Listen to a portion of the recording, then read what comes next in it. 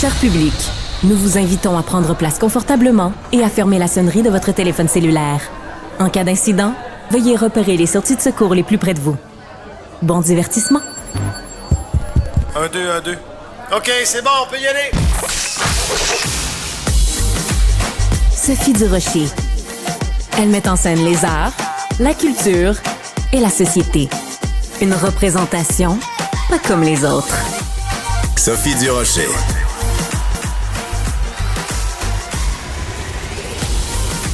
Une fois, c'est un gars, comprends-tu? Ben non, je vous raconterai pas des blagues aujourd'hui. Je suis nulle pour en raconter. Bonjour, comment allez-vous? Merci d'avoir choisi Cube Radio. Non, mais je ne ferai pas de blagues. Par contre, je vais parler à des gens qui en font des blagues. On va parler dans quelques instants à Martin Petit. Pourquoi? Vous connaissez bien sûr Martin Petit comme auteur, comme humoriste, comme comédien. Martin Petit va réagir sur nos ondes aux affirmations quand même assez particulières de Gad Elmaleh, humoriste canado-marocain.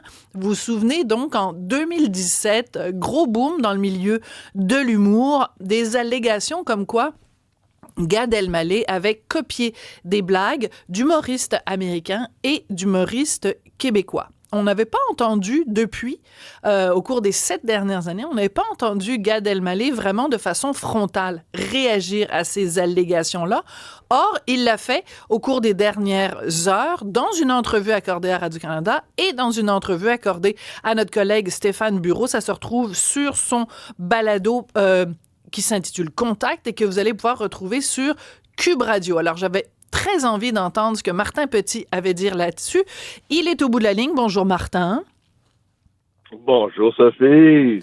Peut-être que tu peux nous rappeler... Merci d'avoir accepté quand je t'ai écrit puis que je t'ai demandé de venir réagir. Raconte-nous, toi, ta version des faits de ce qui s'est passé en 2017. En 2017, j'ai été étonné parce que quand il arrive de ce genre de choses-là, c'est quand si quelqu'un a la même farce qu'un autre humoriste, dans la majorité des cas, c'est toujours un accident. Puis de toute façon, on travaille sur les mêmes thèmes. Ouais. Fait que des choses se recoupent. Puis les gens qui nous écoutent disent, ben oui, mais des fois, je vous vois, là, tu sais, lui, il parle de l'accouchement de sa blonde, puis toi, tu parles de l'accouchement de ta blonde, puis ça se ressemble, puis c'est vrai, des accouchements, ça se ressemble. Ouais. Donc, un accident, ça peut arriver. Il y en a énormément. Moi, je suis au bordel 3-4 fois par mois, si c'est pas plus, puis je vois des numéros de tout le monde. Est-ce qu'on utilise des thèmes, mais c'est pas ça du plagiat, c'est pas ça. L'art du stand-up, pour moi, ce qui est intéressant, en tout cas, quand tu t'intéresses à un artiste puis que tu payes pour aller le voir en spectacle, c'est que tu t'attends à avoir une originalité dans le traitement des idées, puis tu veux ressortir d'un spectacle d'humour en disant « J'avais jamais pensé à ces sujets-là que je connaissais déjà c'est l'angle. de cette façon-là. » C'est l'angle qui fait la exactement. différence. Parce que le même thème, tu donnais l'exemple de la femme qui accouche, c'est un thème. Ce qui différencie un humoriste d'un autre, c'est l'angle. Alors, je veux juste qu'on fasse écouter à nos auditeurs. Oui, exactement. Alors, je veux faire écouter à nos auditeurs ce qui avait circulé à l'époque. Donc, on t'entend d'abord, toi, raconter une blague de poisson et ensuite Gad Elmaleh, puis après, on en jase. Mais moi, ça me fait penser, tu sais, quand tu vas à la pêche, là, tu vois, il y a un petit poisson, tu sais, c'est un peu la même affaire, parce que, tu sais, qu'est-ce que tu fais? En général, tu enlèves l'hameçon, tu le rejettes à l'eau. Bon. Mais lui, là, quand il retourne dans le lac, qu'est-ce que tu penses qu'il dit aux autres poissons, lui? Hein? La même affaire! Lui, il retourne dans le lac, il fait comme, hey, man, faites kidnapper par un extraterrestre. Je te jure, je me promenais un matin, poisson relax. Hein? Là, il y a un rayon de métal qui me pogne la gueule.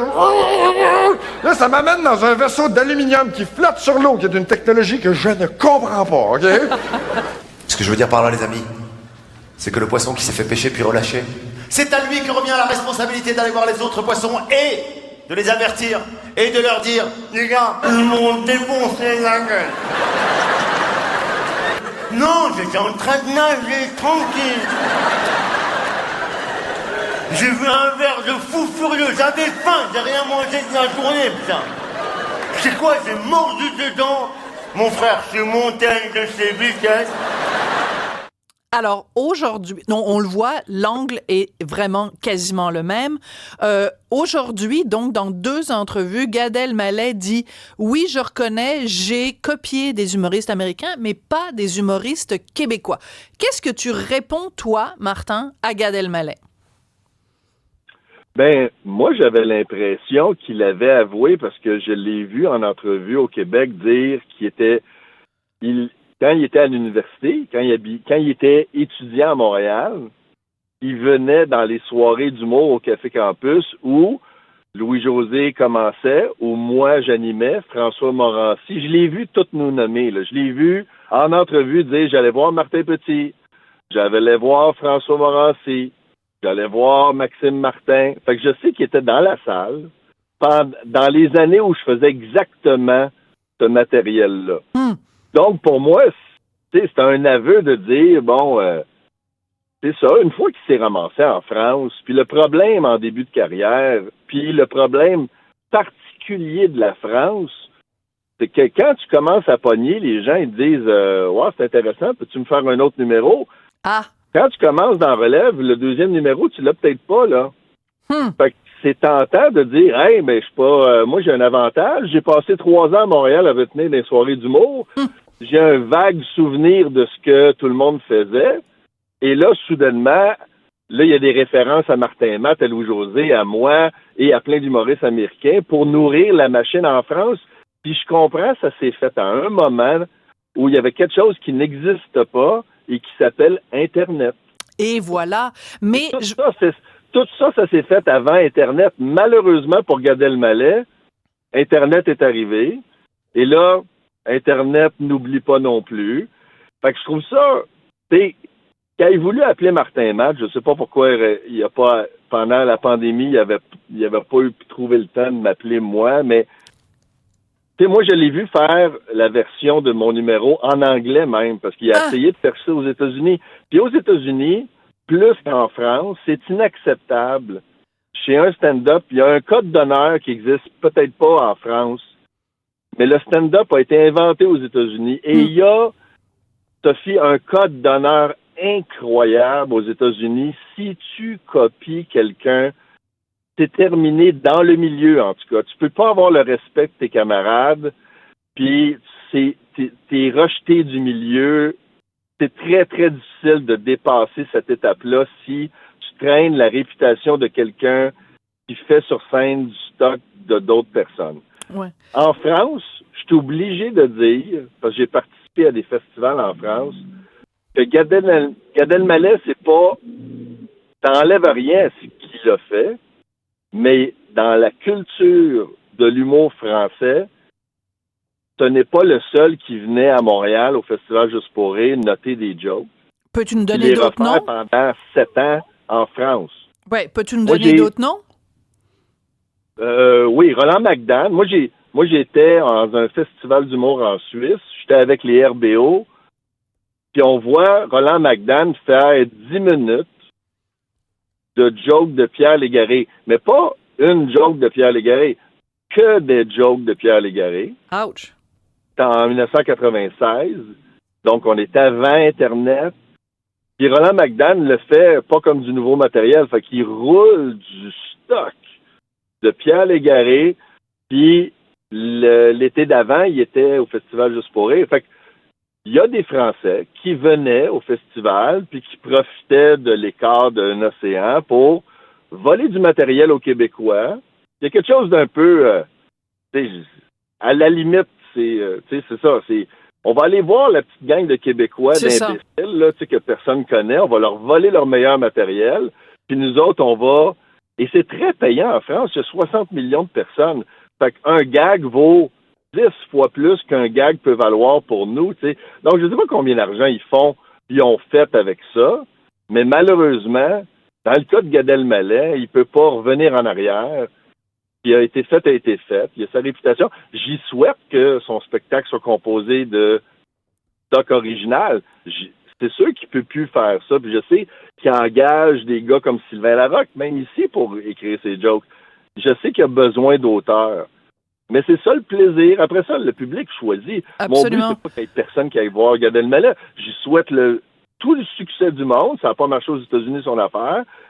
Entre autres parce qu'il traîne cette sale réputation-là.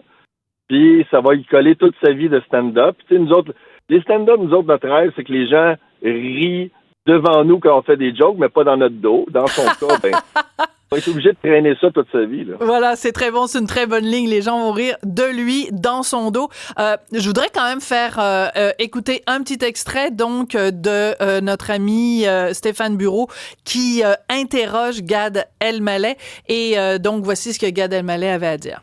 D'ailleurs, je tiens à préciser que jamais, aucun de ces humoristes québécois qui dit que je leur ai pris des blagues ne m'a contacté, ne m'a attaqué en justice. On vit dans des démocraties, respectivement, avec la propriété intellectuelle qui est respectée. Moi, si on me vole, et je sais qui m'a volé, je vais voir les flics. Hein. Le seul avec qui je suis ami, je l'ai appelé, moi. Et il s'appelle comment? Martin Matt. Et on a eu une discussion d'homme à homme. C'était assez musclé. Je lui ai dit ce que je lui reprochais. Il m'a dit ce qu'il me reprochait. Mais comme les autres, je les connais pas personnellement, c'est pas mes amis, je m'en fous. Mais lui, c'était mon pote, quoi. Enfin, on n'est pas proches. Alors, est-ce que ça te fait de la peine de savoir que Gad Elmaleh considère que toi, il s'en fout de toi? Après, comment tu réagis à ce qu'il vient de dire? Ben là, je viens de comprendre pourquoi il m'appelait jamais à ma fête. Mais ce que j'ai de la misère... Non, mais... Ouais. Tu sais, les gens, les menteurs compulsifs oublient... Le problème, c'est quand ils n'ont pas beaucoup de mémoire, ils oublient leur première menterie, puis là, quand ils mettent une autre couche, la deuxième menterie, elle fait pas que la première, parce que ce que Gad Elmaleh a dit en 2017, c'est que ce n'était pas du vol, c'était des hommages. Il rendait hommage aux artistes qu'il copiait. Il a avoué copier des artistes, pas un, pas deux, pas trois. Il y avait un montage vidéo, t'as rendu à 12, là, 15. Puis il disait que c'était un hommage. Normalement, quand tu fais un hommage à quelqu'un, tu devrais prendre le téléphone et appeler la personne que tu hommages en lui disant « Écoute, je fais pratiquement ce que tu faisais pour mot, mais c'est un hommage, je vais le dire à la fin du spectacle pour te rendre hommage. » Il m'a jamais rendu hommage. Il m'a jamais appelé. J'ai pas son numéro de téléphone. Puis je trouve qu'il a déjà payé sévèrement dans le monde du stand-up. Ça reviendra pas en arrière. Oui, mais il va plus loin que ça. Qui va faire, Gad Elmaleh, il n'y a rien là. Je sais que lui, c'est ça qu'il veut qu'on dise. Ouais. Mais malheureusement, c'est comme, ça a l'air de quelqu'un qui, non, je ne le poursuivrai pas en justice. C'est mon premier mois de méchant. J'ai d'autres choses. Pour vrai, là, je pense jamais à Gad Elmaleh. Puis, moi, quand je m'installe devant mon clavier, je dois écrire 15 jokes, puis Gad Elmaleh 2. Puis quand il fait mes jokes ou les jokes des autres, ils sont moins bons anyway. Fait que, tu sais, je vais pas prendre du temps pour penser à Gad Elmaleh. Mais, tu sais, moi, j'ai décidé de le prendre comme un hommage. Je me dis, bon, il m'a trouvé bon quand il est venu me voir en show. Puis il l'a jamais oublié. Puis après ça, il est parti en tournée avec en France. Ça me fait pas mal au ventre. D'accord. Ça me fait pas mal au ventre. Fait que, gars. Parce que dans l'entrevue qu'il a donnée à Radio-Canada, parce que les deux se complètent, hein, celle de Stéphane Bureau, celle de Radio-Canada. Celle de Radio-Canada, il dit on ne peut pas juste incendier quelqu'un tous les jours sur les médias québécois pendant 5 ans. Ça n'a pas de sens. Donc, il se positionne vraiment comme une victime. Est-ce que tu considères de quelque façon que ce soit que Gad Elmaleh est une victime dans cette histoire-là? Est-ce qu'on s'est trop acharné sur lui? Est-ce qu'on s'est trop acharné sur Gad Elmaleh? Je pense que de dire que les Québécois ont parlé de Gad Elmaleh à tous les jours pendant 5 ans, c'est d'avoir beaucoup d'imagination. Oui. Moi, je pense qu'à 99,99%, les Québécois se calissent de Gad Elmaleh dans leur quotidien et dans le temps des fêtes. On y pense jamais. Il fait pas partie de la gang. On a parlé de lui parce qu'un Français l'a dénoncé.